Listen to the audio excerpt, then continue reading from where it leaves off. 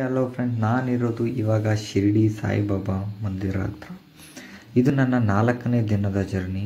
ನಾನು ನಿನ್ನೆ ನೈಟ್ ಹೇಳಿದಾಗೆ ಕಲ್ಯಾಣ್ ಜಂಕ್ಷನ್ನಿಂದ ನಾವು ಬಸ್ನಲ್ಲಿ ಹೊರಟು ಶಿರ್ಡಿಗೆ ಅರ್ಲಿ ಮಾರ್ನಿಂಗ್ 3 o'clock ಬಂದು 3 o'clockಯಿಂದ ನಾವು ಫ್ರೆಶ್ ಅಪ್ ಆಗಿ ನಾವು ಶಿರ್ಡಿಯಲ್ಲಿ ದರ್ಶನಕ್ಕೆ ಕ್ಯೂ ನಿಂತು ನಾವು 8 o'clockಗೆಲ್ಲ ನಮ್ಮ ದರ್ಶನ ಎಲ್ಲ ಮುಗಿಸ್ಕೊಂಡು ನಾವೀಗ ಬ್ರೇಕ್ಫಾಸ್ಟ್ಗೆ ಹೋಗ್ತಾ ಇದ್ದೀವಿ.